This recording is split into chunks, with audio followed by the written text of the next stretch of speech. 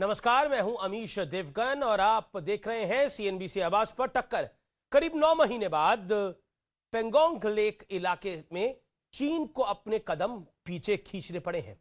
खुद रक्षा मंत्री राजनाथ सिंह ने आज सदन में यानी संसद में यह जानकारी साझा की। साथ ही यह दावा भी किया कि इस समझौते से भारत ने कुछ नहीं खोया है और हम किसी भी देश को अपनी 1 इंच जमीन भी नहीं लेने देंगे। लेकिन कांग्रेस नेता राहुल गांधी ने फिर एक बार आरोप लगाया, जो लगातार 10 महीने से आरोप लगा रहे हैं कि सरकार जवानों के बलिदान का अपमान कर रही है। हालांकि कांग्रेस नेता गुलाम नबी आजाद का कहना है कि चीन से जमीन वापसी के मुद्दे पर वो सरकार के साथ खड़े हैं। लेकिन बड़ा सवाल यह है कि चीन के मुद्दे पर कांग्रेस को सरकार के दावों पर भरोसा आखिर क्यों नहीं है। आज इसी मुद्दे पर होगी जोरदार जबरदस्त टक्कर। भारत की पकड़ टूटी, चीन की अकड़। आज सीएनबीसी आवाज की टक्कर इसी पर। जमीन भी किसी और को नहीं लेने देंगे। हमारे दृढ़ संकल्प का ही यह फल है कि हम समझौते की स्थिति पर पहुंच गए हैं। पैंगोंग लेक एरिया में चीन के साथ डिसएंगेजमेंट का जो समझौता हुआ है, उसके अनुसार दोनों पक्ष फॉरवर्ड डिप्लॉयमेंट को phased, coordinated and verified manner में हटाएंगे। ये नए भारत का दम है, जिसके आगे चीन की हर चाल बेदम है। भारत की जमीन पर अवैध कब्जा जमाने का सपना देख रहे चीन को उल्टे पांव लौटना पड़ रहा है। रक्षा मंत्री राजनाथ सिंह ने खुद संसद में यह ऐलान किया, लेकिन इसके बावजूद कांग्रेस की सियासत जारी है। राहुल गांधी ने ट्वीट किया, पुरानी यथास्थिति नहीं होने का मतलब है न शांति और न ही वैसा माहौल। भारत सरकार शहीद जवानों का अपमान क्यों कर रही है और हमारी जमीन को क्यों चीन को दे रही है। हालांकि कांग्रेस के सीनियर लीडर गुलाम नबी आजाद का रुख थोड़ा अलग है। चीन सीमा पर भारत की बड़ी जीत हुई है। डिफेंस मिनिस्टर राजनाथ सिंह का बड़ा बयान आया है। दोनों तरफ की सेनाएं पैंगोंग लेक से पीछे हटेंगी। संसद में रक्षा मंत्री ने यह बड़ा ऐलान किया है। इसको आप कैसे देखते हैं? चीन के मुकाबला सवाल है, हम अपनी सरकार के साथ बराबर खड़े रहेंगे चीन के मुकाबले में, और हम चाहते हैं कि जितनी भी चीन ने जमीन ली है अलग अलग समय पे, वो वापस होनी चाहिए। पिछले करीब 9 महीने में भारत ने चीन की हर चाल को नाकाम किया। गलवान से लेकर सिक्किम तक भारत के वीर सेना ने चीन के छक्के छुड़ा दिए। सेना का मनोबल बढ़ाने के लिए खुद पीएम मोदी बॉर्डर के इलाकों तक पहुंचे। कूटनीति के स्तर पर मोदी सरकार ने चीन की चौतरफा घेराबंदी कर दी। लेह लद्दाख से लेकर करगिल और सियाचिन तक हर जर्रा, हर कंकड़, पत्थर भारतीय सैनिकों के पराक्रम की गवाही देते हैं। लेकिन इस बीच सियासत भी जमकर हुई। राजीव गांधी फाउंडेशन पर चीन से भारी भरकम चंदा लेने का मुद्दा भी उछला। माननीय राहुल जी कह रहे थे फाउंडेशन तैयार कर रहा हूं, फाउंडेशन। ये तो राजीव गांधी फाउंडेशन ही तैयार करते रहे, और राजीव गांधी फाउंडेशन में भी प्राइम मिनिस्टर रिलीफ फंड हो या देश के बड़े बड़े व्यापारियों से पैसे लेने का काम हो, वो एक ही परिवार ने अपने ही सुख के लिए, अपने ही संसाधनों के लिए वो काम करने का काम किया है। लेकिन बड़ा सवाल है, चीन के मुद्दे पर आखिर कांग्रेस भारत सरकार के विपरीत लकीर खींचने में क्यों जुटी है। आज इसी पर होगी देश की सबसे बड़ी बहस। तो आज का विश्लेषण हमेशा की तरह थोड़ा अलग है। आज विश्लेषण हम करेंगे हमारी जमीन पर चीन पाकिस्तान के कब्जे का विश्लेषण। ये कहानी आज से शुरू नहीं होती, ये कहानी 1962 से शुरू होती है। पहले 1962 से लद्दाख के 38,000 वर्ग किलोमीटर पर चीन का कब्जा है। आप देखिए, ये वो इलाका है जहां पर कब्जा है। अब मैं बढ़ता हूं आगे। पाकिस्तान ने पीओके की 5,180 वर्ग जमीन जो है वो चीन को दी है। यानी पीओके की जो पाकिस्तान ऑक्युपाइड कश्मीर है उसका करीब करीब 5,180 वर्ग। अब मैं आगे बढ़ता हूं और आपको बताता हूं, और पीओके हमारा है, हम ऐसा बोलते हैं बार बार। भारत की करीब 43,000 वर्ग किलोमीटर जमीन पर चीन का कब्जा है, यह रिपोर्ट है। आइए बढ़ते हैं आगे। मेरे साथ आज कौन कौन जुड़ रहा है मेरे साथ आज की चर्चा में? भारतीय जनता पार्टी के प्रवक्ता डॉक्टर संबित पात्रा हैं मेरे साथ आज की इस चर्चा के अंदर। सुप्रिया श्रीनेत है कांग्रेस पार्टी की नेता प्रवक्ता मेरे साथ आज की चर्चा में। जाने माने रक्षा विशेषज्ञ मेजर जनरल रिटायर्ड के सिन्हा है। आप तमाम लोगों का अभिनंदन है इस पूरी चर्चा के अंदर। लेकिन सिन्हा साहब, पहले मैं आपके पास आता हूं। जय हिंद सिन्हा साहब, सैल्यूट आपको भी। मैं आपसे जानना चाहता हूं, आज जो रक्षा मंत्री ने लोकसभा और राज्यसभा में कहा उसके मायने क्या है? डिसएंगेजमेंट की बात हुई है, लेकिन हमारा स्टैंड हमेशा यह रहा है कि कोई अंदर आया नहीं, कोई अंदर आया नहीं। तो फिर डिसएंगेजमेंट के मायने क्या है? अमीश जी, जय हिंद। और आज एक ऐसे गर्व के दिन में आपने मुझे मौका दिया है कि आपके चैनल में आके बोलूं। और आपने जो सवाल किए हैं कि लगातार ये बोला गया कि हमारी जमीन के अंदर कोई नहीं घुसा है, और आज क्या हो गया कि हम कह रहे हैं कि हमारी जीत और डिसएंगेजमेंट हो। तो देखिए, समझने की चीज है, किसने कहा कि वो चाइना पीएलए के फोर्सेस जो फिंगर 4 है तकरीबन वहां तक, फिंगर 5 तक तो उन्होंने आए थे और उन्होंने बंकरें बनाई हैं और अपने परमानेंट डिफेंसेस को बनाया है। फिंगर 6 के ऊपर में उन्होंने एक जेटी बनाई थी।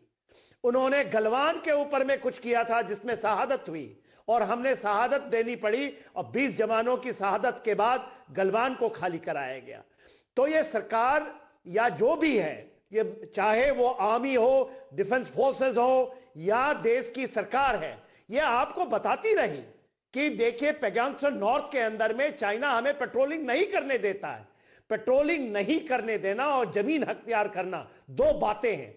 परसेप्शन लाइन ऑफ एलएसी के ऊपर में चाइना का मानना है कि उसका जो एलएसी का परसेप्शन है वो फिंगर 2 और 3 के बीच से गुजरता है। हम मानते हैं 8 पर है, तो हम लोग ने भी उसको रोका।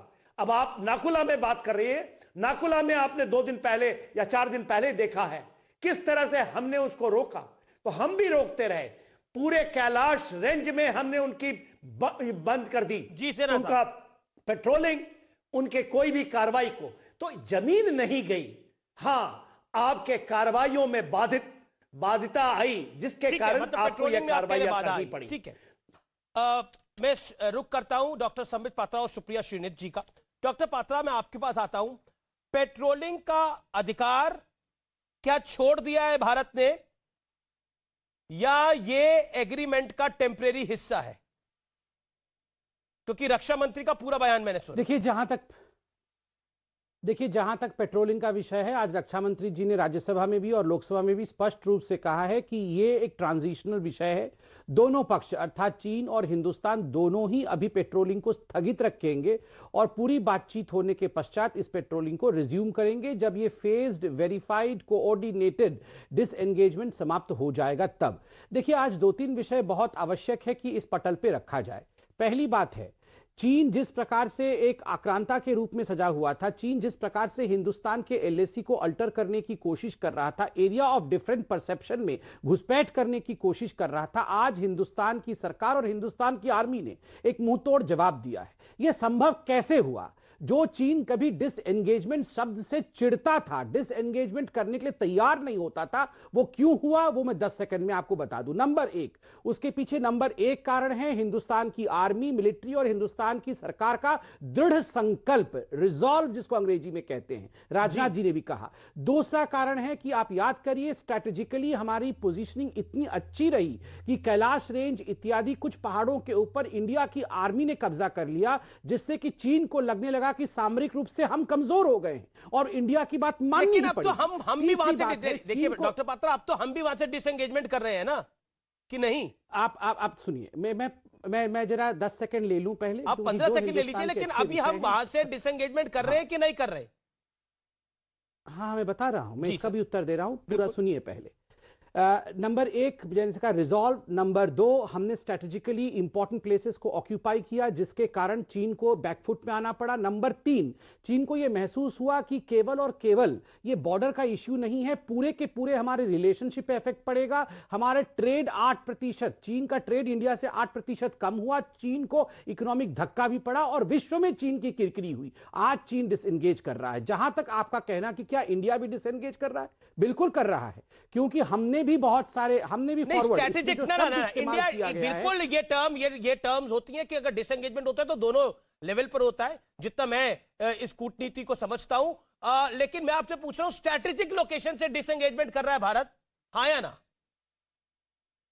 नहीं, मैं बता रहा हूं। देखिए, पहली बात तो है, याद रखिए डिसएंगेजमेंट जो हो रहा है वो कहां हो रहा है। आप देखिए 80 और 90 के दशक में 3 ऐसे ट्रीटी साइन हुए थे, एग्रीमेंट साइन हुए थे, जिसमें एलएसी के 2 किलोमीटर इस तरफ और 2 किलोमीटर इस तरफ, जिनको कहते हैं आपकी एरिया ऑफ डिफरेंट परसेप्शन, उसमें भी किसी देश को यह अधिकार नहीं है कि वो डिप्लॉयमेंट कर सके और वहां किसी प्रकार का परमानेंट या टेम्पोररी स्ट्रक्चर बना सके। हाँ, चीन ने किया पहले, तो हिंदुस्तान ने भी फॉरवर्ड डिप्लॉयमेंट किया एरिया ऑफ डिफरेंट परसेप्शन में। ठीक है।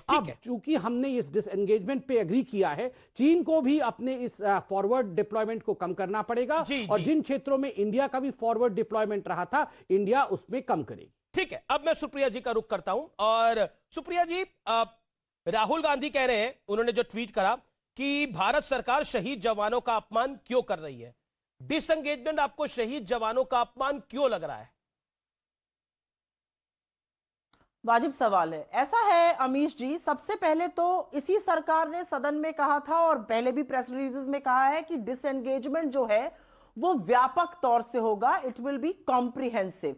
अब ये सेलेक्टिव डिसएंगेजमेंट क्यों हो रहा है, इसके बारे में 2 मिनट बात कर लेते हैं। मुझे ऐसा लगता है जो राष्ट्रीय सुरक्षा के मुद्दे होते हैं वो तू मैंने कहा, तुमने कहा, तुम्हारा ये, वहां में ऐसी बातें नहीं होनी चाहिए। ये एक गंभीर मुद्दा है और जब ये गंभीर मुद्दा है तो पहला सवाल तो ये उठता है कि अगर डिसएंगेजमेंट हो रहा है, अभी तो आर्मर्ड व्हीकल्स जा रही हैं, फिर होपफुली इवेंचुअली इन्फेंट्री भी हटेगी पैंगोंग त्सो लेक से, तो ये तो कोई घुसा हुआ नहीं है, कोई नहीं है, ये बिल्कुल सफेद सपाट झूठ था, पहली बात। दूसरा, एक विचलित करने वाली बात यह है कि पैंगोंग त्सो लेक से तो डिसएंगेजमेंट हो रहा है, लेकिन जो बाकी भी बहुत जरूरी जगह है, जैसे डेप्सांग का इलाका है जहां पर एग्जैक्टली 18 किलोमीटर अंदर चीन आ चुका है, वो डीबीओ एयर स्ट्रिप से 25 किलोमीटर मात्र है, जहां से हमारी सियाचिन की सप्लाई होती है, लद्दाख के एक गांव से 7 किलोमीटर दूर है, वहां से डिसएंगेजमेंट कब होगा? Hot spring, Galwan valley, Gogra, यहां से डिसएंगेजमेंट कब होगा? और एक जो बात आपने पूछी और वो बढ़िया सवाल है कि स्ट्रेटेजिक लोकेशन, हमारे सैनिकों ने, हमारी सेना ने अपना शौर्य पराक्रम दिखाते हुए कैलाश रेंज को पर अपना आधिपत्य स्थापित किया, वहां से उनका मोरलॉन गैरिसन दिखता था। अब हम उससे क्यों पीछे हट रहे हैं? और एक बात और है कि फिंगर 4 तक हमारा कब्जा था, फिंगर 8 तक हम पेट्रोलिंग करते थे। अब हम कह रहे हैं कि जो बफर जोन है वो फिंगर 8 से 3 में बनेगी, तो हम एक तरह से एलएसी को हिंदुस्तान की सीमा में 8 किलोमीटर अंदर खींच रहे हैं। तो डिसएंगेजमेंट एक तो व्यापक तौर से होना चाहिए और सेलेक्टिव डिसएंगेजमेंट में भारत डिसएडवांटेज पे रहे और सुर्खियां बटोरी जाए, मुझे लगता है वो देश के लिए गलत होगा। देश के लिए गलत होगा। लेकिन मैं आपसे एक सवाल पूछ रहा हूं, उसका 30 सेकंड में आप जवाब जरूर दीजिएगा। रक्षा मंत्री ने बोला हमने कुछ नहीं खोया, आगे की बात मैं कहना नहीं चाहता। उन्होंने ये स्पष्ट रूप से बोला, उनका ये कहने का तात्पर्य यह था कि देखिए सदन के अंदर हम पूरी बात नहीं बता सकते, इंडिविजुअली नेता मिलेंगे तो मैं बता दूंगा। उन्होंने बोला हमने कुछ नहीं खोया, आगे की बात मैं नहीं कहना चाहता। वो कहना चाहते होंगे कि हमने उनको नुकसान पहुंचाया, लेकिन वो सदन में शायद वो नहीं कहना चाहते होंगे। क्या कहना चाहती हैं आप? क्योंकि बार बार रक्षा मंत्री बोल रहे हैं कि कोई जमीन नहीं गई। जी, मैं राजनाथ सिंह जी के बारे में एक बात तो कहूंगी कि वो हल्की बात नहीं करते और उन्होंने बहुत कॉन्शियसली एक चीज नहीं कही, स्टेटस को एंटे। अप्रैल 2020 की पूर्व स्थिति बनी रहेगी या नहीं बनी रहेगी, इस पर सुई पटक सन्नाटा रहा। इसीलिए मैं कहती हूं कि जब तक वो स्थिति नहीं बनेगी, हमारी एडवांटेज नहीं है, नहीं है, नहीं है। जी, संबित पात्र, राहुल गांधी का ट्वीट, भारत सरकार शहीद जवानों का अपमान कर रही है, कोई यथास्थिति नहीं होने का मतलब है ना शांति ना ही वैसा माहौल। और सुप्रिया श्रीनेत और कांग्रेस को भरोसा नहीं है। पहले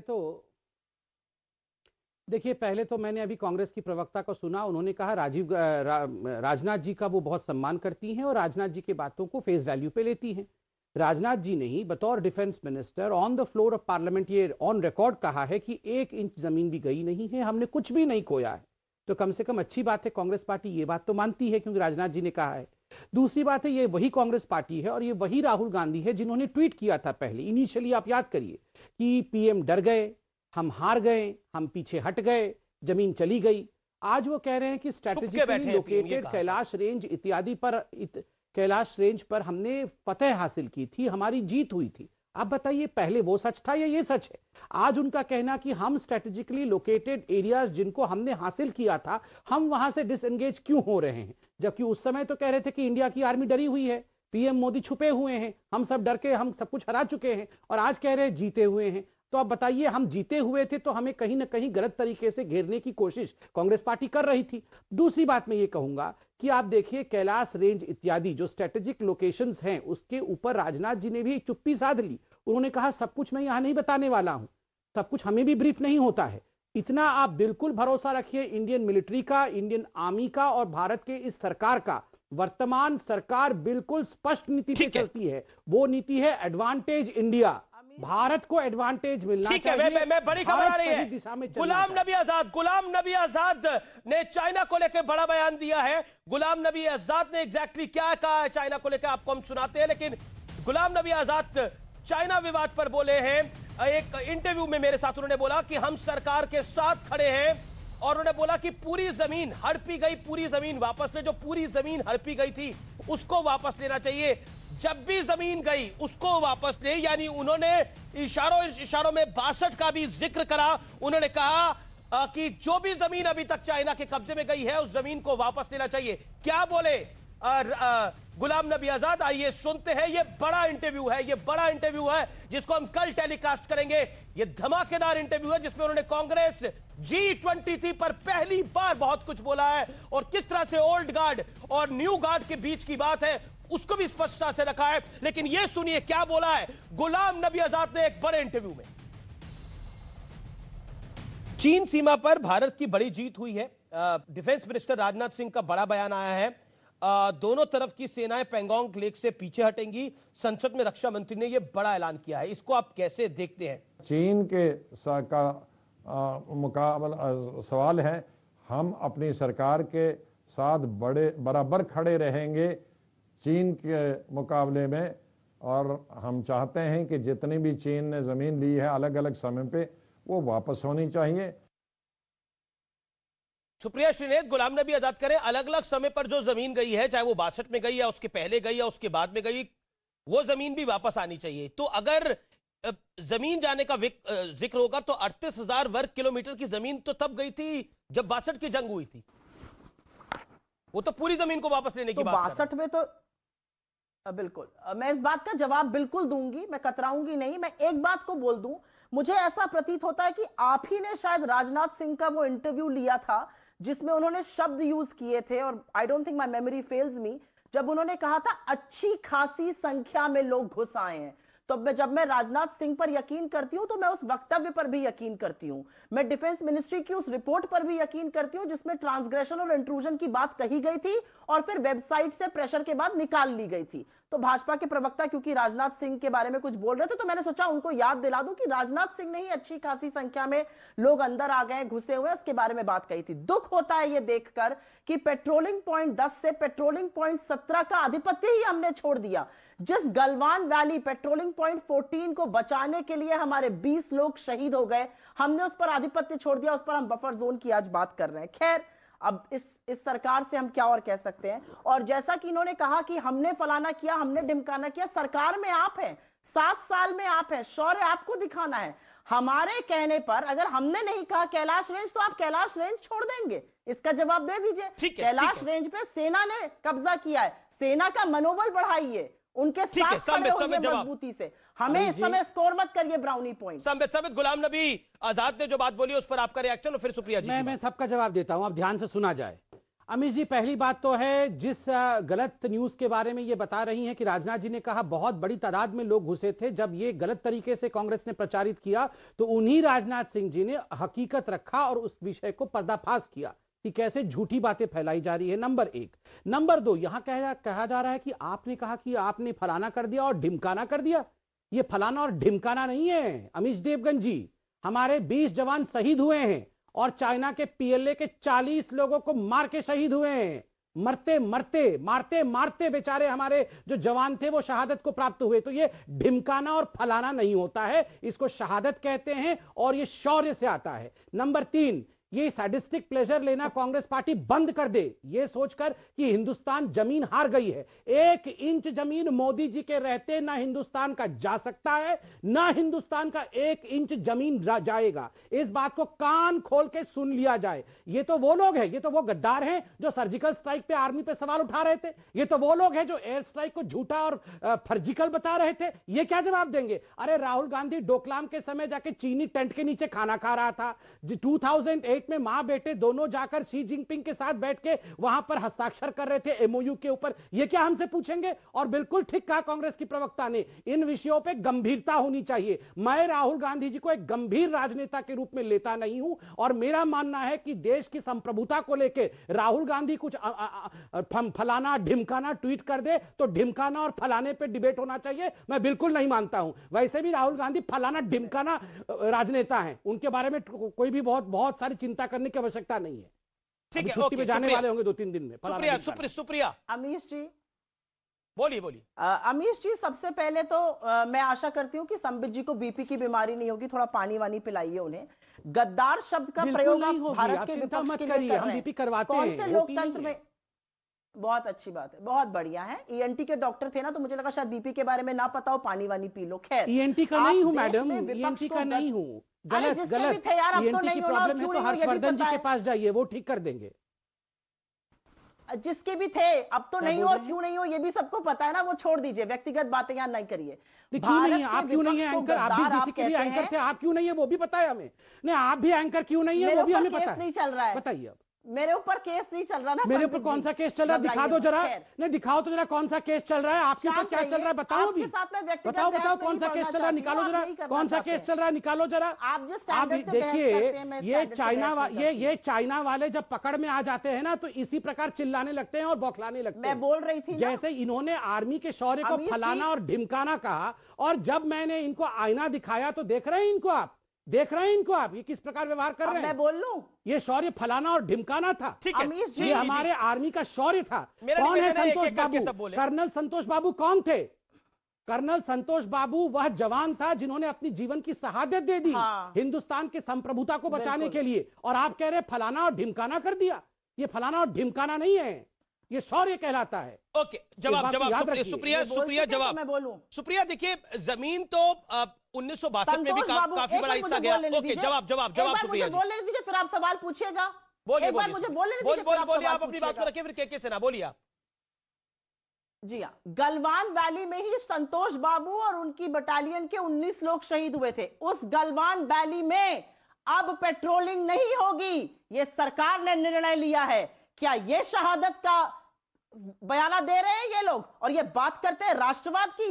ये टीवी चैनल पर बैठकर विपक्ष को गद्दार बुलाते हैं, ये लोकतंत्र की बात करते हैं, इनका लोकतंत्र में यकीन है। ये बात करते हैं पेट्रोलिंग पॉइंट्स की। अरे जिन पेट्रोलिंग पॉइंट्स को आपने छोड़ दिया स्वेच्छा से, उसके बारे में चुप रहिए। जहां पर हमारे 20 लोग शहीद हो गए, उस गलवान वैली में अब पेट्रोलिंग नहीं कर सकेगा इंडिया। इसके बारे में तो सत्य स्वीकारिए और बताइए। इधर उधर की बातें करते हैं। 18 बार मोदी जी मिलते हैं चीन के प्रधानमंत्री प्रेसिडेंट से, चोचे वो लड़ाते हैं साबरमती में, महाबलीपुरम में, और आप बात करते हैं, आप सवाल हमसे पूछिएगा चीन के साथ किस तरह की बातें कर। जब ये हमें गद्दार बुला रहे थे तब मर्यादा नहीं टूटी थी शो की, अब मर्यादा टूटेगी शो की। जब ये हमें गद्दार बताएंगे तब हम चुप बैठेंगे, इनसे राष्ट्रवादिता का सर्टिफिकेट लेंगे, गोडसे के उपासक हैं ये। बात करते हैं ये लोग। आज किसानों के लिए 2 मिनट की शहादत पे खड़े हो। अब चलिए, अब सुन लीजिए, मैंने सुन लिया।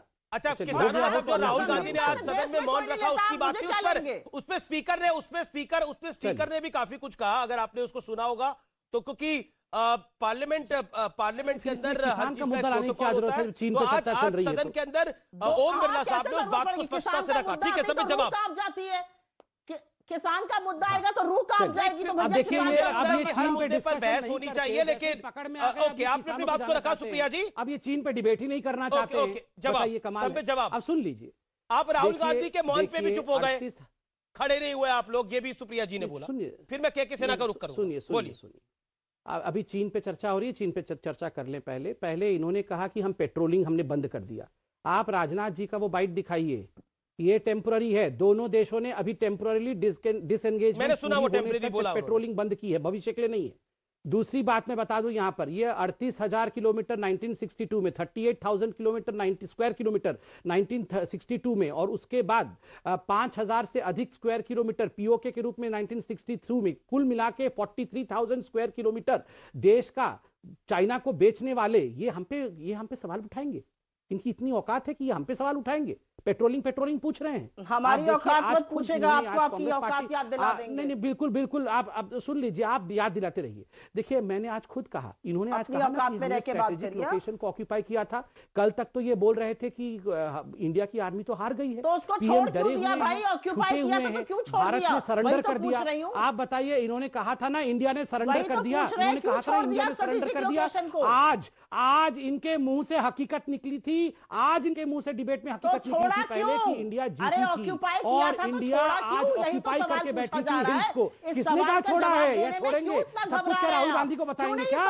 अरे किसने कहा छोड़ दिया करके? चाइना ने बताया आपको? राहुल गांधी को चाइना ने बताया फोन करके? किसने कहा छोड़ दिया? किसने कहा हमने छोड़ दिया? कैलाश सिंह किसने कहा छोड़ दिया? कैलाश सिंह, देखिए ये लोग चाइना से पीछे बात करते रहते, कैसे मालूम हमने छोड़ दिया है करके? आपको क्यों बताएंगे छोड़ा है नहीं छोड़ा है? सब कुछ आपको बताएंगे क्या?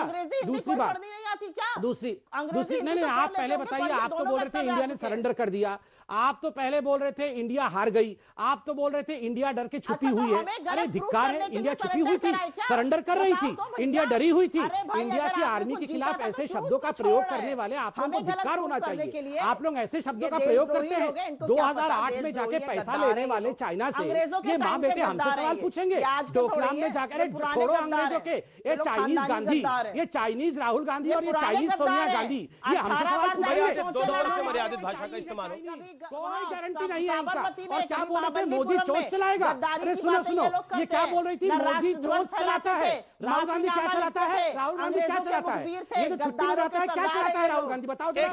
इन्होंने कहा कि मोदी चोट चलाता है, राहुल गांधी क्या चलाता है? छुट्टी में जाके पूछो इनसे क्या चलाता है?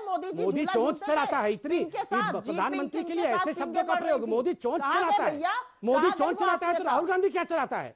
राहुल गांधी क्या चलाता है? बताओ आप, क्या चलाता है राहुल गांधी? क्या चलाता है राहुल गांधी? क्या चलाता है ये बताओ। राहुल गांधी मोदी चोट चलाता है। आप इनकी भाषा को देखिए। इंडिया यहाँ जीत गया है, चाइना को यहाँ कॉर्नर किया गया है, मोदी चोट चलाता है। ऐसी भाषा का प्रयोग कांग्रेस पार्टी करती है। जो बार बार बात हो रही है। ओके, संबित सुप्रिया जी, मेरा निवेदन स्वीकार करिए। आप दोनों से मेरा निवेदन है। के सिन्हा काफी देर बाद आ रहे हैं। के सिन्हा, इंपॉर्टेंट पॉइंट ये है, क्या हमने पेट्रोलिंग का अधिकार छोड़ा है या उसको टेम्परेरी सस्पेंड करा है? जैसा रक्षा मंत्री ने आज सदन में बोला कि टेम्परेरी क्योंकि डिसएंगेजमेंट है इसलिए इसको सस्पेंड किया गया है। दूसरा पॉइंट जो बार बार आ रहा है, क्या स्टेटस को अप्रैल 2020 का मेंटेन नहीं हो पाएगा? तीसरी बात, डेप्थ सॉन्ग, क्या आपको लगता है कि कुल मिलाकर यह भारत के लिए मजबूत स्थिति है या आपको लगता है भारत के लिए कमजोर स्थिति है? How do you read? Nation trust you, क्या से ना? जी हाँ, अमित जी, समित जी को और सुप्रिया जी को मैं निवेदन करूंगा कि मेरी बात सुन लीजिए। देखिए, पेट्रोलिंग का कोई अधिकार हमने नहीं छोड़ा है, यह एब्सोल्युटली क्लियर है। आपको बताऊं, ईस्टर्न लद्दाख के अंदर में यदि आप 0 पॉइंट से लेकर के 49 पेट्रोलिंग पॉइंट्स हैं, जिसमें आज के दिन में जो रक्षा मंत्री बात कर रहे थे, केवल पेगोंगसो नॉर्थ की बात कर रहे थे, जहां पर पेट्रोलिंग नहीं होगी।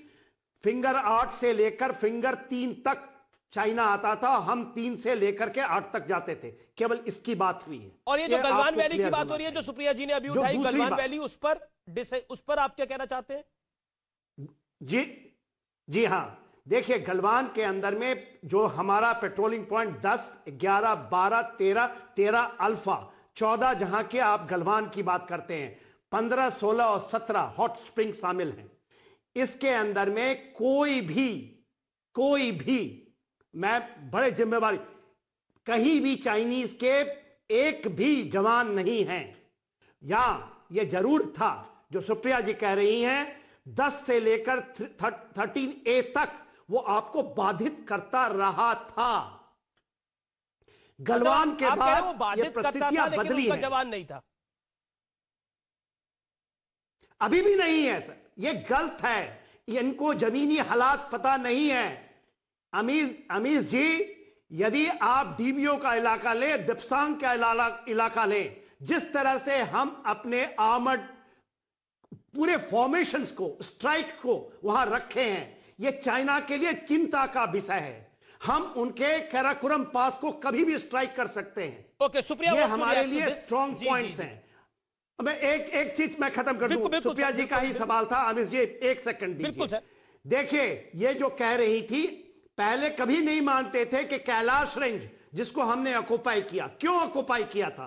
उसको हमने 70 किलोमीटर उनके माल्डो गारिजन, ये था इन रिस्पॉन्स ऑफ पेगांगसो नॉर्थ, और हम इसलिए गए थे कि पेगांगसो नॉर्थ खाली करे, और यही कार्रवाई उसको खाली कराने के लिए बहुत थी, और वही हुआ, वही हो रहा है। चाइना चाहता लेकिन था। एक सवाल हो रहा है कि अगर हम कैलाश रेंज, अगर हम देखिए जब भी डिसएंगेजमेंट होता है तो निश्चित तौर पर, लेकिन कैलाश रेंज को हम छोड़ रहे हैं या वहां पर अब हम या उसको हम सरेंडर कर रहे हैं? What is the exact point? क्योंकि बार बार ये हो रहा है कि हमने सरेंडर कर दिया। नहीं हो रही। फिर देखिए, इनको पता नहीं, 62 के बाद रिचांगला, रजांगला, गुरुंगेल कभी भी ये ऑक्युपाई नहीं हुआ है। 62 में छोड़ा था। वो हम जब बात करते हैं 38,000 किलोमीटर का, ये इलाका भी उसमें शामिल है। बिल्कुल बिल्कुल, ये बात सही है कि कैलाश रेंज में कई दशकों बाद भारत ने कब्जा जमाया, और वो बहुत बड़ी स्ट्रैटेजिक लोकेशन है, इसमें कोई दो राय नहीं है। मैं सीधा रुख करता हूं सुप्रिया का। सुप्रिया, योर रिप्लाई टू के सिन्हा। वो कह रहे हैं कि मिस इंफॉर्मेशन नहीं देनी चाहिए।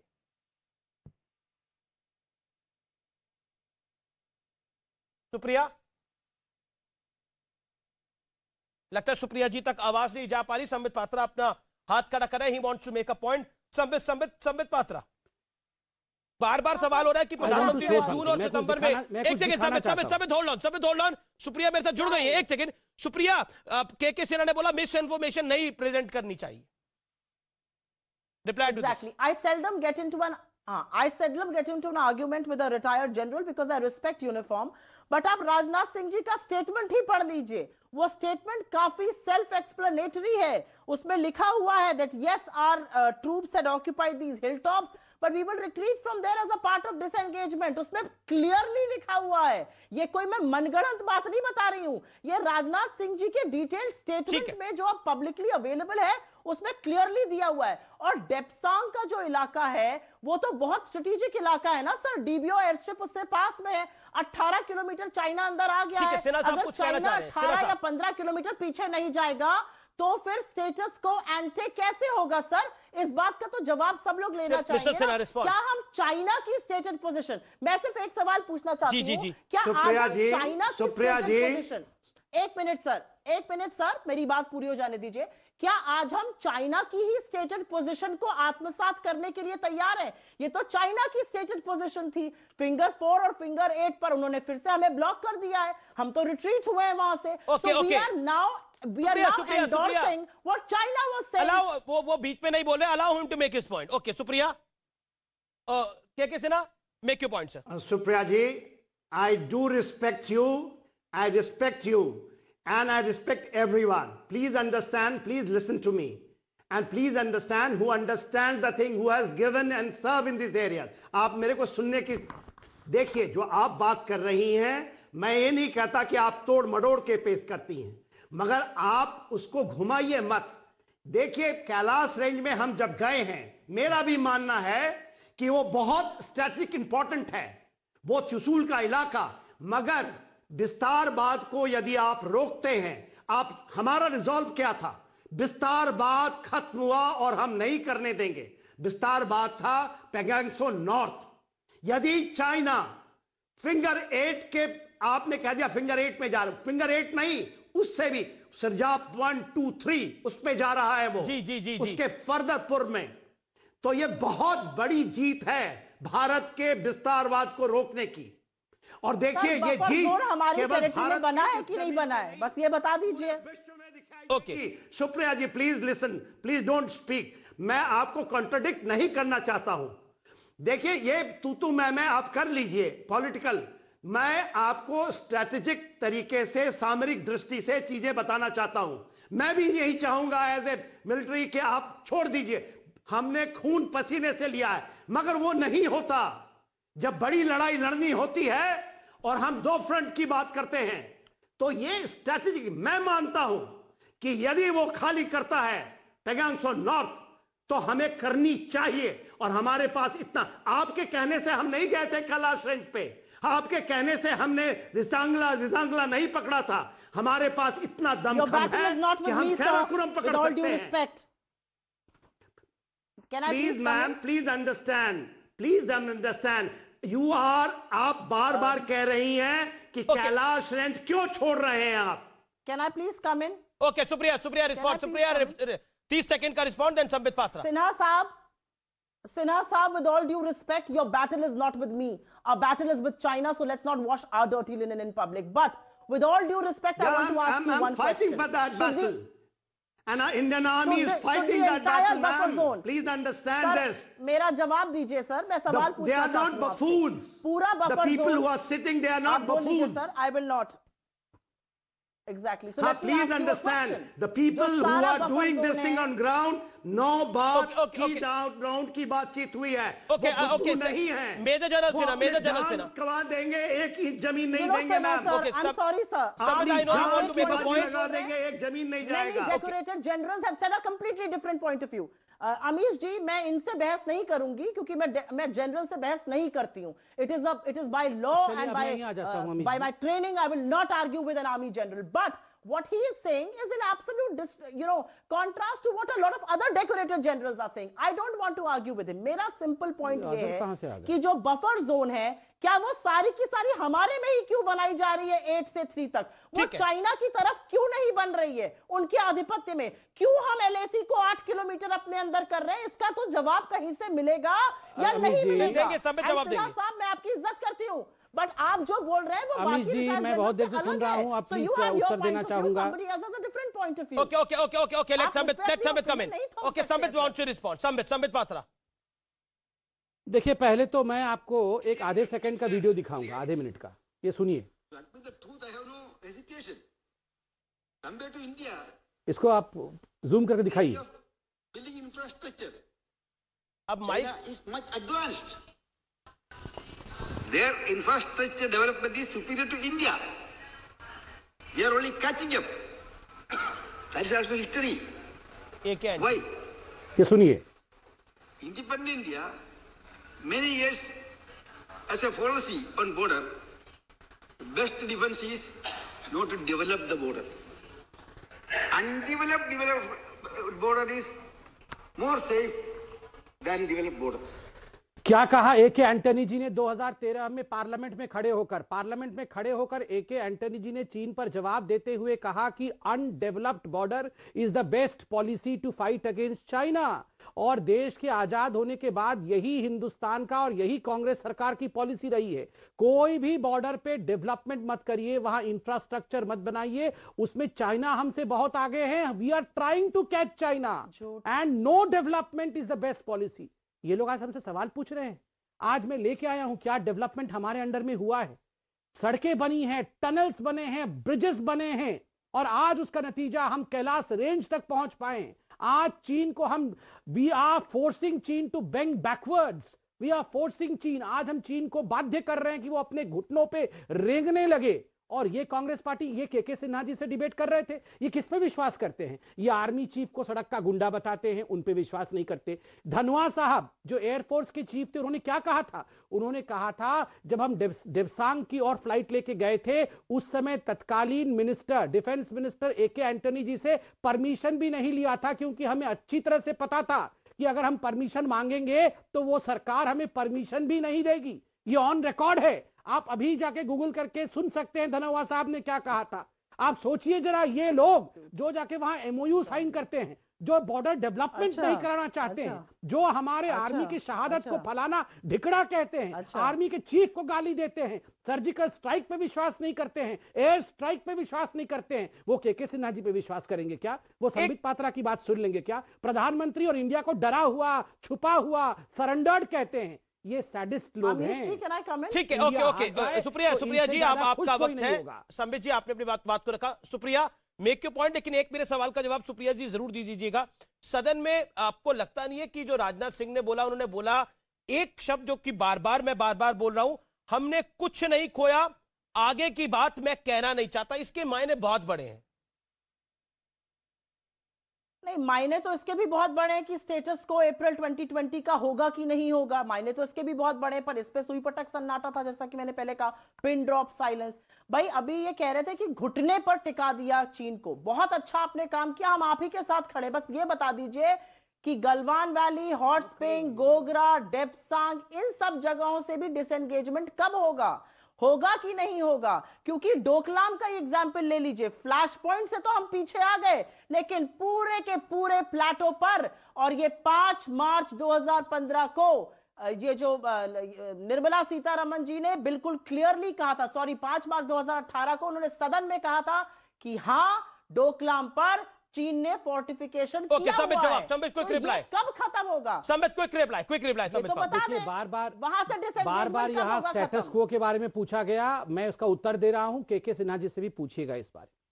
स्टेटस क्वो एंटे सबका अलग अलग परसेप्शन है, मगर जो बेस होता है, परमानेंट बेस, वो परमानेंट है। इसलिए किसी प्रकार से चीन हमें भ्रमित ना कर सके, हमें ठग ना सके, इसलिए परमानेंट बेस का ही विषय रखा गया कि आप परमानेंट बेस पे जाएंगे और आप भी परमानेंट बेस पे जाएंगे, ताकि क्वालिटेटिवली और ऑब्जेक्टिवली उसका वेरिफिकेशन हो सके। क्योंकि स्टेटस को एंटी चाइना बोलेगा हम तो यहां खड़े थे जी, हम वहीं खड़े हो जाते हैं जाके, इंडिया बोलेगा हम तो यहां खड़े थे, हम यहां खड़े हो जाएंगे, फिर डिसएंगेजमेंट नहीं हो पाएगा। लेकिन संबित, कांग्रेस को विश्वास नहीं आ रहा, ऑब्जेक्टिव नहीं होता है, कांग्रेस को विश्वास नहीं आ रहा। तो कांग्रेस को विश्वास किस पे है? इलेक्शन कमीशन पे नहीं है, कांग्रेस को विश्वास जनता पे नहीं है, कांग्रेस को विश्वास आर्मी पे नहीं है, कांग्रेस को विश्वास सुप्रीम कोर्ट पे नहीं है, कांग्रेस का विश्वास तो उनके अध्यक्ष पे भी नहीं है। ये G23 का इंटरव्यू आप आज चलाने वाले हैं ना, या कल चलाने वाले हैं? कांग्रेस को तो अपने लोगों पर भी विश्वास नहीं है, तो कांग्रेस को किस पे विश्वास है? और देखिए, पत्थर पे जाके मैं अपना सर फोड़ूं, खून बहाऊं, उससे कोई फायदा नहीं होने वाला है। ठीक है, सुप्रिया लास्ट वर्ड। बिल्कुल नहीं चाहता हूं वो ना समझे, जहां जाना है जाए। सुप्रिया, आप समझना नहीं चाह रहे, आप समझना नहीं चाह रहे, या फिर आपको लगता है कि नरेंद्र मोदी का एक स्ट्रॉन्ग पॉइंट है कि वो बॉर्डर्स को बड़ा प्रोटेक्ट रखते हैं, क्या आप उस पर अटैक बार बार करना चाहते हैं, उनकी छवि को धूमिल करना चाहते हैं? अमीश जी, मैं सबसे पहले तो एक बात बता दूं कि मोदी जी के ही कार्यकाल में, जब वो इतनी बार चीन के बाद मिले, उसके बाद ही डेप्सांग भी हुआ था, सेकंड डोकलाम हुआ था, और अब ये हुआ है, तो कोई बॉर्डर्स प्रोटेक्टेड नहीं है। एक बात और फॉर द रिकॉर्ड बता दूं, ये जो बार बार सड़कों की बात करते हैं, ये approved and started by UPA थे, इन्होंने किया है आगे, मैं मानती हूं, लेकिन approved and started by UPA थे। तीसरी बात मैं ये बता दूं, राष्ट्रीय सुरक्षा से सुर्खियां जो बटोरने का काम हो रहा है सेलेक्टिव डिसएंगेजमेंट से, जी आने वाले जी, इस समय हमारे साथ बात करने के लिए बेहद महत्वपूर्ण मेहमान है, मेरे साथ मौजूद हैं देश के वरिष्ठ नेताओं में से एक, पूर्व कैबिनेट मंत्री, कांग्रेस पार्टी के वरिष्ठ नेता, जम्मू कश्मीर के पूर्व मुख्यमंत्री गुलाम नबी आजाद। आजाद साहब, आपका अभिनंदन है न्यूज 18 पर। सबसे पहले तो मेरा यह सवाल है कि एक वाकया को याद कर कर प्रधानमंत्री भी संसद में भावुक हो गए और आपके भी आंसू छलक आए। अक्सर हमने संसद में वाद विवाद को देखा है, कई बार पक्ष गुस्सा हो जाता है, कई बार विपक्ष गुस्सा हो जाता है, हमने वॉकआउट देखे हैं, लेकिन पार्लियामेंट्री डेमोक्रेसी का यह एक बेहतरीन नजारा था। क्या कहना चाहते हैं आप? इसी को लोकतंत्र कहते हैं।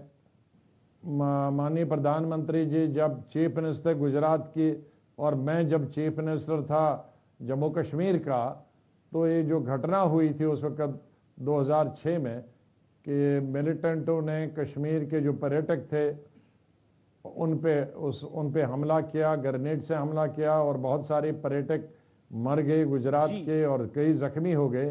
तो उस वक्त जब मैं साइट पे पहुंचा था तो किस तरह से मैं रो रहा था, और फिर बाद में शाम को जब उनको विदाई की मैंने एयरपोर्ट पे, और किस तरह से बच्चे औरतें मेरी टांगों से और गले में मिलते मिलते मुझसे लिपट गए और रोते रहे, तो दृश्य हमने मैं देखे, उनसे भी ज्यादा चिल्ला चकल आंसू यकीन मानिए आजाद साहब, तो मैं आपको मैं लंबे अरसे से जानता हूं।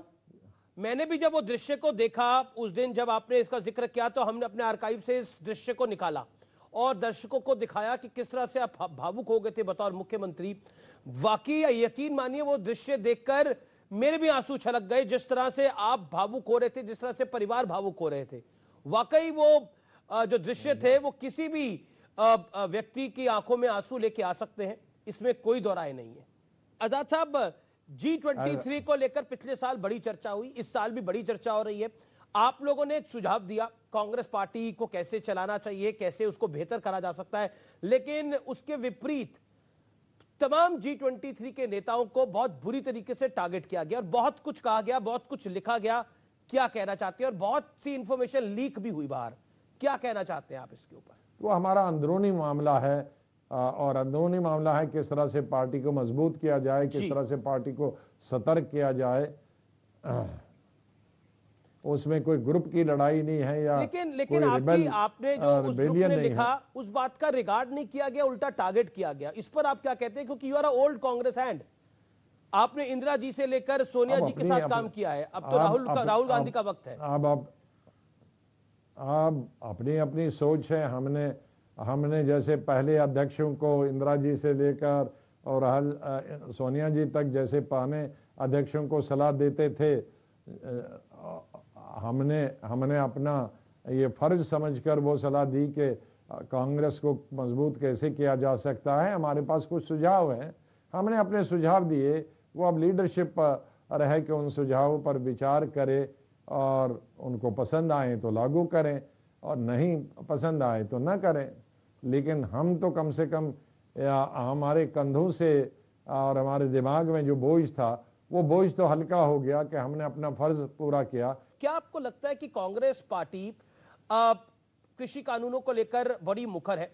राहुल गांधी भी कृषि कानूनों को लेकर लगातार बोल रहे हैं, लेकिन वो जब बिल्कुल अगर जी मैंने अगर आपने मेरी आज का नहीं, अगर आप जिस वक्त ये कानून बना है तो अगर उस वक्त मेरा भाषण सुना होगा और किस तरह से विरोध करके मैंने बाइकाट किया, बाहर पूरा सेशन बाइकाट किया और बाहर फिर हमारी पार्टी के भी और दूसरी पार्टीज के हमारे लोग रात भर भी गांधी जी की समिति के सामने रात भर बैठे।